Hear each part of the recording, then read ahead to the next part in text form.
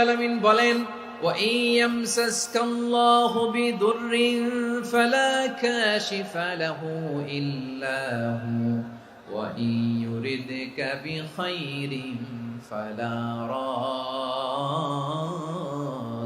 لِفَضْلِهِ يُصِيبُ بِهِ مَن يَشَاءُ مِنْ عِبَادِهِ وَهُوَ الْغَفُورُ الرَّحِيمُ আল্লাহু আকবার।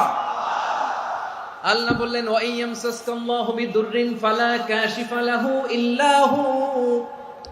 আল্লাহ যদি তোমাকে কোনো বিপদ স্পর্শ করায়, আল্লাহ যদি তোমারে কোনো বিপদে ফেলে দেয়, ওই বিপদ থেকে উদ্ধার করার তিনি ছাড়া আর কেউ নাই। জোরে বলেন ঠিক কিনা? তিনি যদি কোনো বিপদে ফেলেন, তিনি ছাড়া বিপদ থেকে উদ্ধার করার কেউ নাই।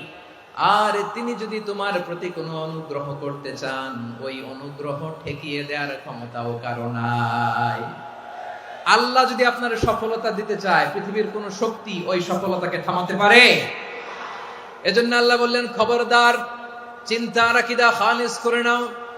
ওয়া ইয়ামসাসকাল্লাহু বিদুররিন ফালা কাশিফা লাহু ইল্লা হু। আল্লাহ বিপদে ফেললে বিপদ থেকে উদ্ধার করার কেউ থাকে না। আর আল্লাহ যদি তোমার প্রতি দয়া দেখাতে চান, অনুগ্রহ করতে চান, ওই অনুগ্রহকে প্রতিরোধ করার মতো ক্ষমতা কারো নাই।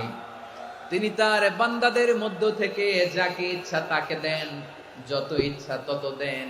তিনি ক্ষমাশীল, তিনি মেহেরবান। সুবহানাল্লাহ। তিনি ক্ষমাশীল, তিনি মেহেরবান।